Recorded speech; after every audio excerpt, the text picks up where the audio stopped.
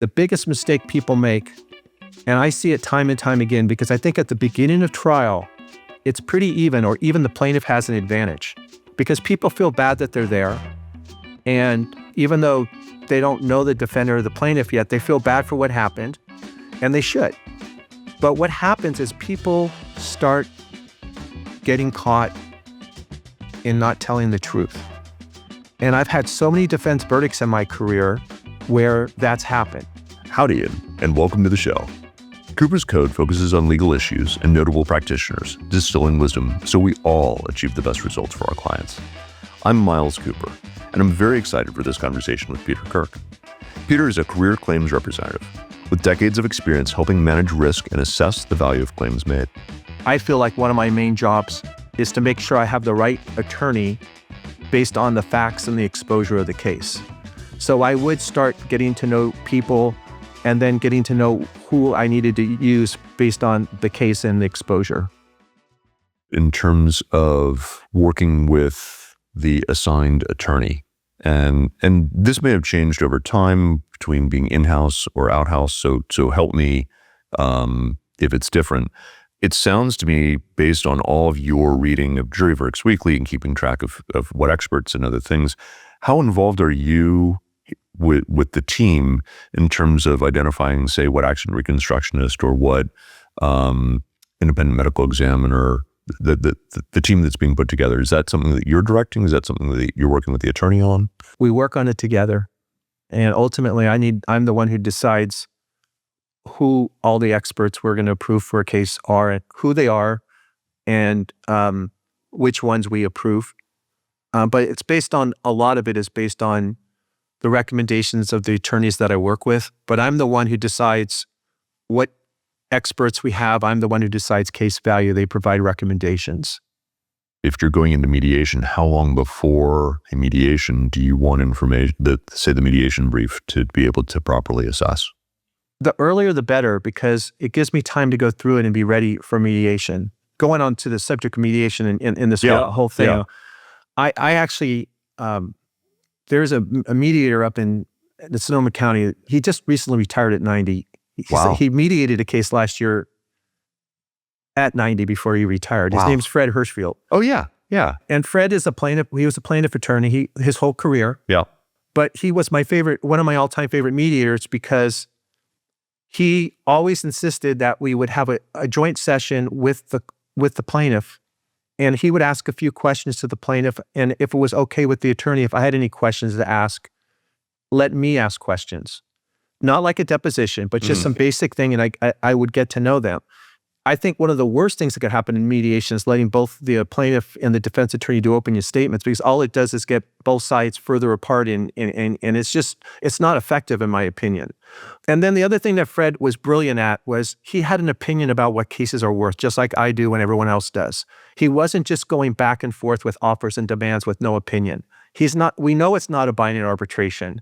But the whole idea of a mediation is making both sides feel uncomfortable and coming up to a number when they leave that, it's not their perfect number, but the case is settled and it's probably better for both sides.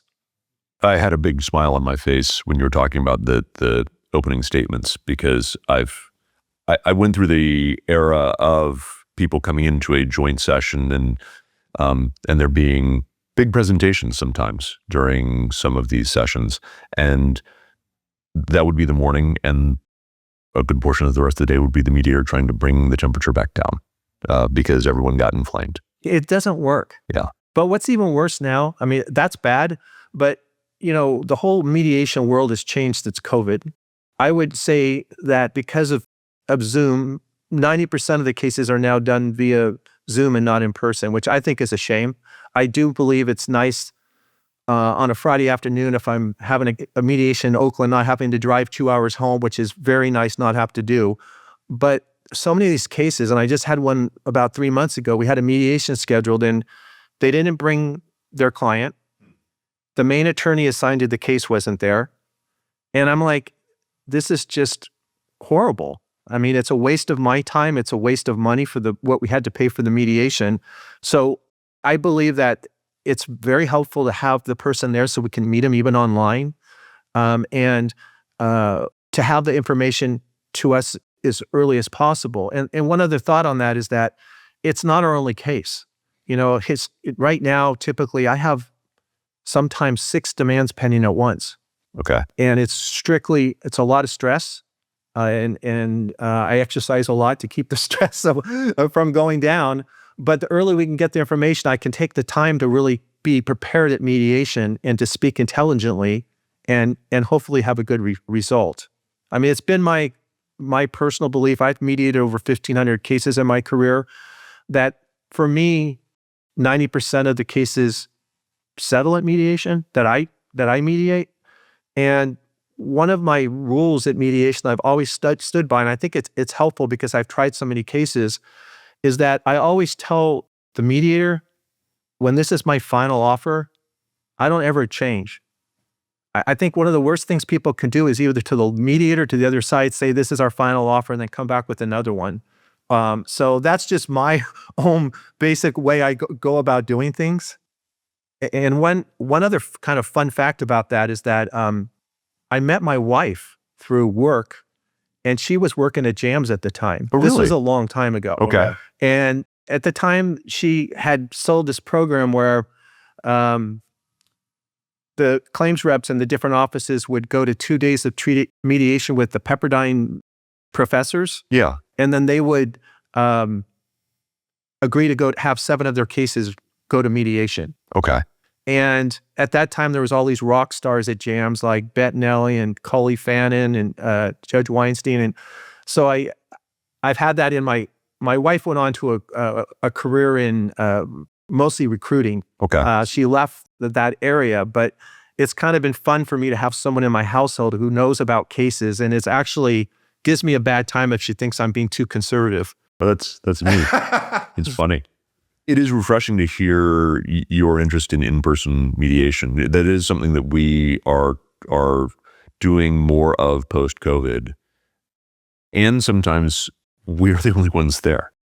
What I mean by that is we'll show up with our client and be at an office, Jams, ADR services, what have you. The mediator will be there, but the defense sometimes chooses not to be there. That's too bad. But I think people are getting so comfortable not doing anything that we're moving away from the more effective way to do it, which is in person. But again, everybody has their own opinion. There's a lot of people that don't want to be bothered with driving. And there's a lot of people who will say, well, our claims reps are out of state and they can't do it. And it's not possible. But I'm here, so that's why. And I always have been here, and I've always been willing to go if possible, because I think it's more effective. Well, the other piece that I found fascinating is we always prepare our clients for the possibility that the adjuster might want to meet them, whether we're in person or whether we're on Zoom. And typically it's that same kind of format of what I would describe as softball or how you doing questions, not hard-hitting stuff. Correct, just to get to know them a little bit. And so they're always not prepared like they have a canned speech, but prepared like this might happen, don't be nervous, it'll be fine. The mediator will control it. And I am surprised when we make that offer at how many adjusters say, no, I've read the depo, or no, I'm not interested.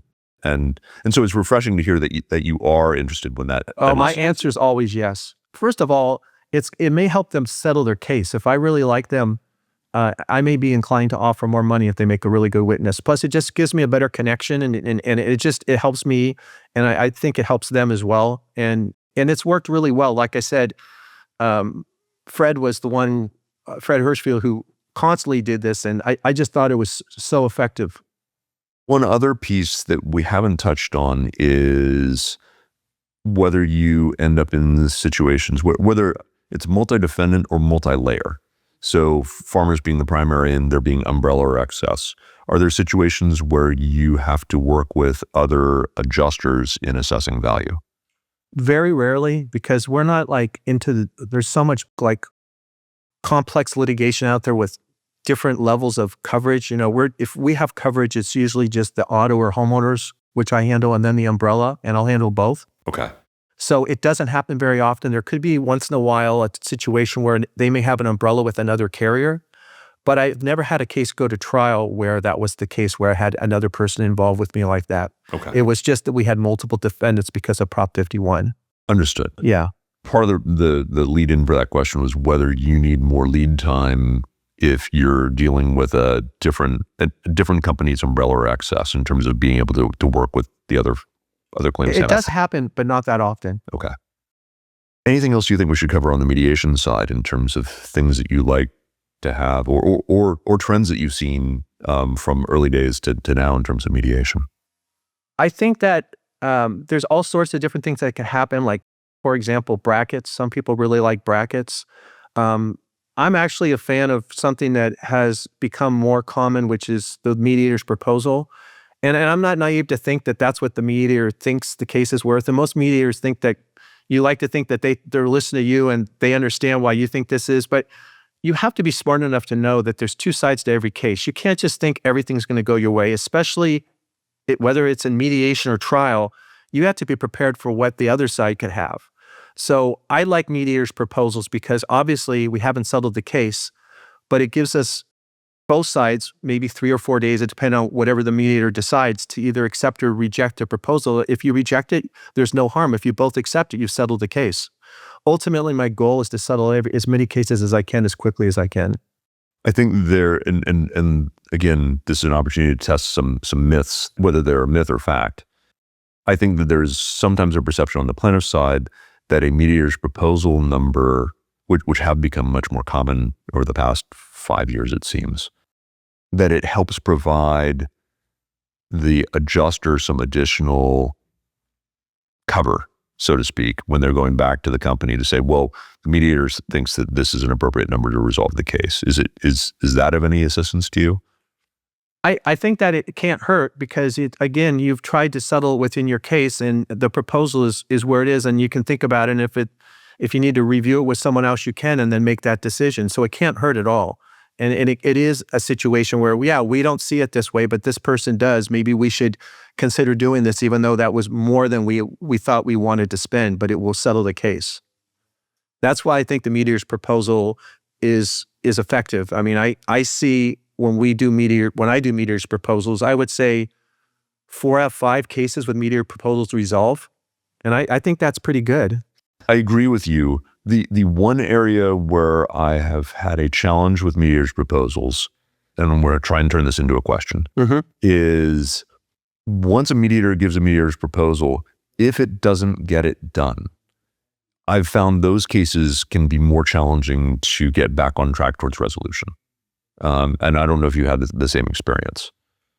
Yes, I have, but they're rare, so I don't worry about it too much. I still think going through the process, if you can settle 4 out of 5, remember, my feeling is you can settle 9 out of 10 cases at mediation, then that's a pretty good percentage. And if it takes 4 out of 5, and this is just my own in an exact science of numbers, then it's worth that risk. I did have one recently that didn't settle at a mediator's proposal, and it did go off track for about 6 months, but eventually the case settled. So it just depends. But overall, I think it's worth the effort. I've had 2 cases where almost exactly what you described happened, where it was off track for about six months or so. We eventually got there, but it took more effort, and one of them required an MSc in order to get past the impasse, I guess. So you've talked about seeing your cases through trial. I'd love to hear when you recognize that it's not going to get done, what shifts for you as far as your handling of the claim? The thing that really shifts is just making sure that we have all the information so that, if I need to get authority from above me, which I do on any case, that I have all the information to review it. But more importantly, that we have all the proper experts ready to go to trial. That is not easy. And then you go through all the expert testimony, and that could change. That's a frantic time when it could change for both sides how the case is going. As you're going through that process, how are you being kept up to date are you getting daily reports, emails of transcripts or summaries of transcripts? What involvement are you having from the attorney to make sure that you stay current on the case? It's not like set across the way. Everyone has their different personalities. I've been lucky in that in the last 20 years that I've been now handling Northern California than all of California, but in Northern California, we have certain attorneys who handle the higher exposure cases, and I've had developed 20-year relationships with them. There's one who just retired, John Horahan, who I worked with for 38 years, who was just, in my opinion, just a brilliant trial attorney. And so they're really busy, but they try and, depending on the case, of course, I usually get summaries of the expert depositions and on how all that is going. And that's one of the reasons why I always try to go to all my trials in person. I don't want the attorney to have to spend the time to tell me what's going on in trial because they're under a tremendous amount of stress. I remember, and I have so much respect for trial attorneys. There's a lot of pressure. It takes a special person on both sides to go to trial. And I remember when I would compete in track, getting that feeling in your stomach before big meets. And you're so nervous. And after the race, you go, oh, I don't know why I was so nervous. But it's that adrenaline. And I would imagine it's the same thing for the attorneys. And I have so much respect for them, but they're under so much pressure and they have so little time because they're preparing. A lot of them tell me that when they focus on one case, they really like it, especially once they get to trial because they're not juggling everything else going on with all their other cases. But I also, for that reason, don't ask them to provide me reports during trial. I don't think it's fair to ask them to provide me reports when they're thinking about their cross-examination for the next morning, calling the doctor to make sure they're there to testify, all the different things they have to do. I like to be there in person. And also I like to be there because I can see how our experts do on cross. I can see how the plaintiff does on direct and cross. I can see how talented our attorneys are, so I have confidence in what they're doing. And sometimes things happen in trial on top of that. Like I remember one time up in Sonoma County, one of my coworkers asked me to go to a trial for a day, and it was a traumatic brain injury day. And I knew the attorney on the other side, and he was very talented, but it was a bad day for him. And his doctor did not testify well. His plaintiff did really bad on cross. And he called me that night and lowered his demand by $500,000. So things happen in trial. And I think it's important to be there to see what's going on. You've said that you go and you watch your trials. Are you there all day, every day when the case is in trial? I am. I very rarely go to jury selection, and I very rarely stay for when they deliberate. I had a case up in Sonoma County. It was a trip and fall in front of our insured's house in the town of Sonoma, and it was flagstone walkway, and someone tripped and had a really bad leg injury. And our insured felt like she didn't do anything wrong, but she was elderly and worried. And we went to trial, and I didn't think we did anything wrong either. And I waited with her during while the jury deliberated because she was a little nervous. And that ended up in a defense verdict.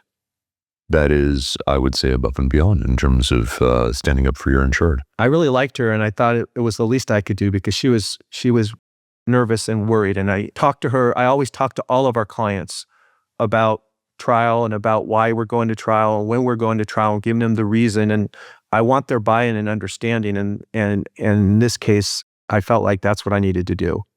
On the resolution during trial side, you talked about the lawyer who reached out to you after the lawyer had had a bad day and lowered the demand. Do you engage in direct, person to person in the courtroom? Do you prefer to go through a mediator? How do you like to engage during a case?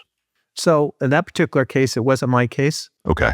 And he knows me. We've had a long working relationship. He just called me, and then I related to the person who was handling the case, and then they reached out to him the next day, and they were able to reach an agreement, and the case settled. When I'm at trial, I never talk to our attorney.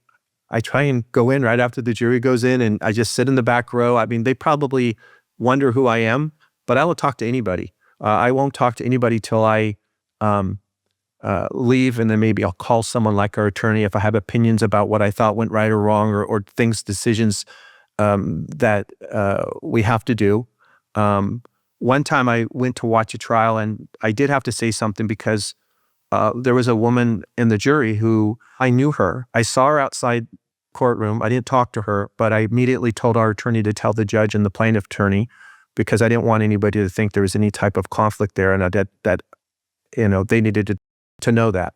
Understood. But that's the only time I ever talk. And that happened to me a couple times. Well, I'll do that. But otherwise, I don't talk to anybody there. I'm kind of superstitious. Yeah. Yeah, that makes sense. Having sat through so many trials, do you have any observations on why experts are good experts or why certain lawyers are good lawyers? And any observations that you've gathered along the way? Yeah. So like my feeling is like at the beginning of a jury trial, like during jury selection, the jurors don't want to be there. Most of them want to get out of it.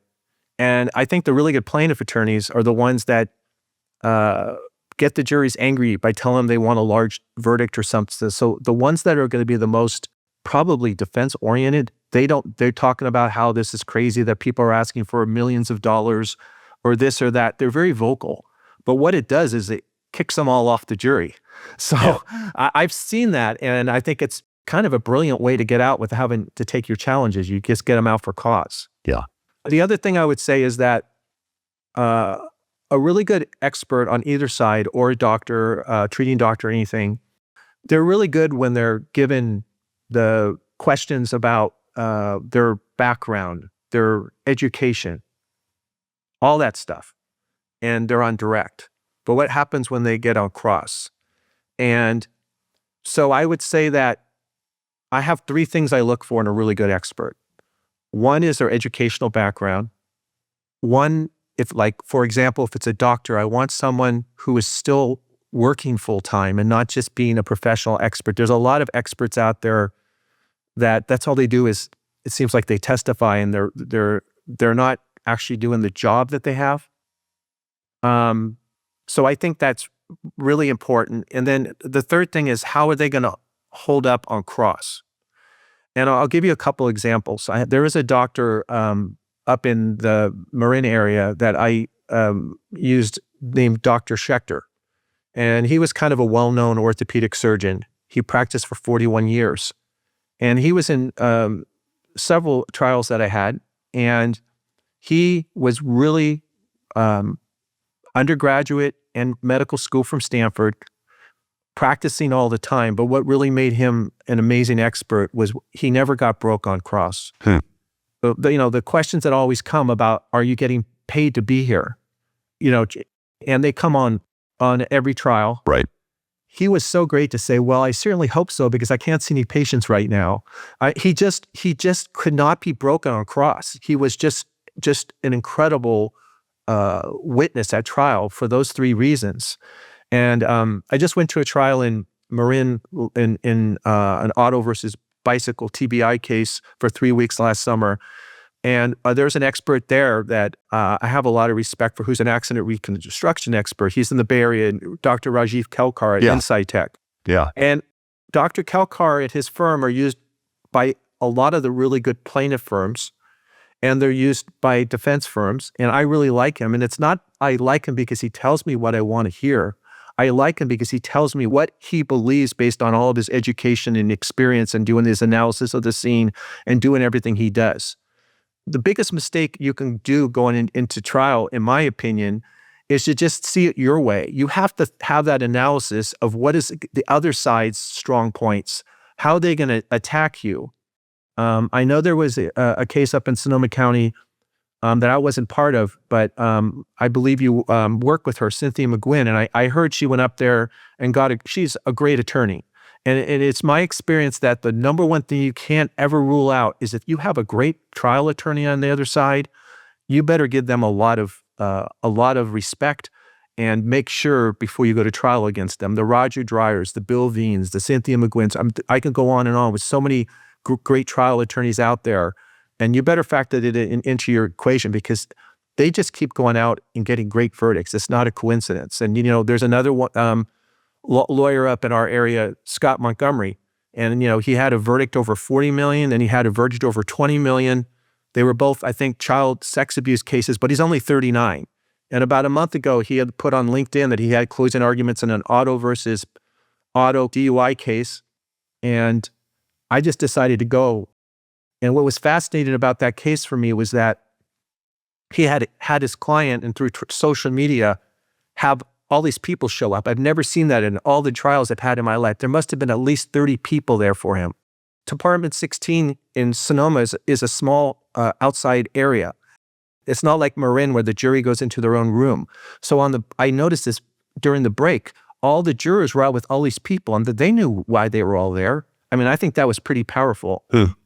And then the other thing I would say, the biggest mistake people make, and I see it time and time again, because I think at the beginning of trial, it's pretty even, or even the plaintiff has an advantage, because people feel bad that they're there.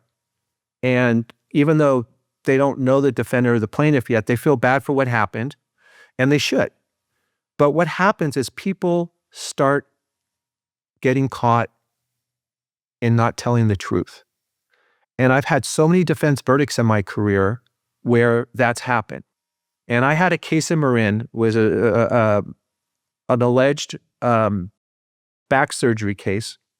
And the doctor who testified for the plaintiff is someone who's really well known to me, but the jury doesn't know that. He did a fantastic job on his direct. And I'm like going, what's going to happen here? But I kind of knew what was going to happen. I knew what we had to do, and our defense attorney knew what we had to do. And on cross, like a lot of things, people fall apart on cross. They just do time and time again. They start arguing, they get defensive. And in this case, he was asked questions about the prior records. Okay. And he admitted that he didn't review any prior records. And then when his client went on the stand, she had lied that she had no prior treatment. Okay. And that was devastating. And we got a defense verdict. And there was a significant offer made on that case. And I've had significant offers on a lot of cases that have turned out with defense verdicts. And it usually comes down to people are not prepared to make sure that their clients are telling the truth, and they've been truthful about all the prior treatment. I would say that's the most common theme I could give to someone. So, and this, I think, dovetails nicely with one of the things you said very early on in this is you want to see the prior medical records so that you can get a sense as to whether there was something that existed before this incident. Absolutely. And that's something that the plaintiff's lawyer should absolutely know so that there's nothing that comes back to bite them.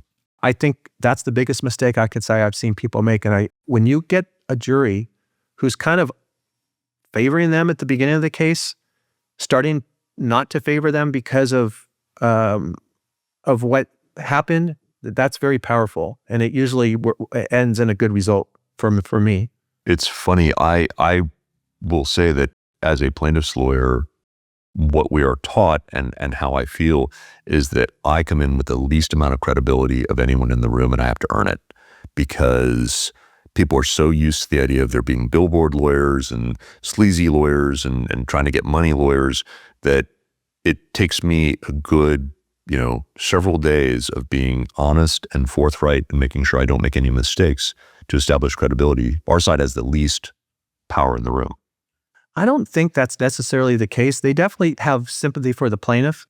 The people who are the most vocal are the ones I think get kicked off the jury before they even sit down. Yeah. And I have to say this, when Scott Montgomery did his closing arguments, and I had met Scott one time, like 15 years earlier. There was an incredible trial attorney in his office named Pat Emery. And Pat had a UM case, and he wanted me to beat his clients before he asked for arbitration to see if we could resolve the case. And I met Scott at a meeting at their office. But Scott did such a powerful job in front of the jury. First of all, he did a great job of mixing, having the media up on the screen, and then remembering everything so he wasn't relying on that. Because sometimes I see plaintiff attorneys do such a great job on their closing, but then when they have the rebuttal, it's not all on a computer for them to look at, and they fall apart. What Scott did, because I always wondered, how does someone get a $25 million verdict for general jail? There's a $31 million verdict. They agreed on $700,000 in past medical and $4 million in future before the jury did not have to decide that. And he did such an incredible job of telling the jury, my client has lost the last 3 years of her life because of this horrible injury. It did not have to happen if this person didn't leave the room and they weren't under the influence of drugs. This is 3 years. But even at this point, after they were in a wheelchair and then a cane, like they are now, this is their maximum improvement. and they're going to steadily decline for the next 20 years. And you cannot, when you're on the jury, factor in if the person has the financial means to pay this. You can't factor in if they have insurance. You have to figure out on the jury what they deserve for what they've been through. And then he gave, instead of like a dollar amount per day, which I've seen a lot, and I've seen pictures of the Mona Lisa, I've seen so many things in my career. Yeah. He did a very powerful job of showing the jury or telling the jury based on just millions of dollars, based on what they went through for this amount of time, and then $1 million going forward to the last few years of their life where it's going to get really bad again. And so that was really powerful for me to watch because there's a lot of really good attorneys out there, a lot of young attorneys who are trying cases now. And like the next generation is coming, they're really good. And they do a great job of using technology. And, you know, another thing that I've actually become kind of fascinated with, which you've had on your podcast, is the whole discussion about whether you have a jury consultant, which Scott uses on all his and swears by, whether you have mock trials. All this stuff is very interesting in me. And I think technology is playing a factor in how things go in trial moving forward. That is one question I did not ask you, and that is whether on some of your big exposure cases, whether your team ever uses focus groups or mock trials to help try and assess value when after you've realized you're not going to get it resolved. I'm not saying this in a cocky way, but just Sure. in my own way, I kind of feel like I have a feeling of what the case is, and I don't do that. Plus, trust me, I've had several cases I had where the co-defendant got hit for over $10 million. So it's not like I don't handle those, but for the most part, we have had cases with jury consultants in mock trials. I haven't personally. It's not that common for, I mean, I can't speak for everyone else, but I Sure. personally have not, but I think it's, based on what's happening right now, you have to say that you have to give it some serious consideration. And the other kind of hot topic of the day is AI, and whether you're finding tools on your side on the analysis of claims. Are you using any sort of AI tools to help you in that process? So AI is just starting, and I'm a dinosaur. I'm old, and I'm not good with technology. I don't embrace technology very good. But I'll say this, I'm not using it, and we're not using AI to review medical records or anything like that. We're doing it ourselves. Okay. And I'm doing it myself. So where AI probably will help me a lot more would be with letter writing. Okay. And I need a lot of help in that area. So I think that would be something that I definitely should try and embrace as I go on. It just takes me a little bit of time to change. Yeah, that makes sense. Well, and also I think that corporate structures and the decisions in adopting technology are much different than, say, a smaller law firm where fewer people are making that decision. Right. But I think AI is definitely going to have a factor. And also think about one other thing, Miles, which I think is quite interesting. This whole thing with Waymo cars, and I don't want to get a long discussion of this, but I'll say this. I don't think there's been a DUI killing in a Waymo car. Because they don't drink, right? Right. That's kind of, yeah. I mean, but what I meant by that is I think that even though there's controversy, as time goes on, there's probably going to be less accidents if we ever get to a point where people can have their own Waymo car, is what I'm saying. Yeah. Because there's just not as many accidents. But that's a whole, AI and self-driving cars are going to have an effect on the future, I believe. And hopefully a positive one from their perspective of there being less injuries. I agree. That's what I think is going to happen. Yeah. I think it's already happening with the taxis. Yeah. Well, Peter, I've enjoyed what we've covered thus far. Is anything else that you think that we should touch on in terms of might be something that might be useful for our listeners? No, it's been just an honor to be here today. I've really enjoyed our conversation. Likewise. And it's, I think it's a really unique perspective, and I appreciate you taking the time to come in and talk with us. Thank you. Thank you, Peter. Yeah. And thank you for listening today. Please email us at podcast@coopers.law with questions, comments, feedback, and suggestions for who you should have on the show. Like what you heard? Share us with a colleague and leave us a 5-star review on your podcast platform of choice. To all of you doing justice out there, happy hunting.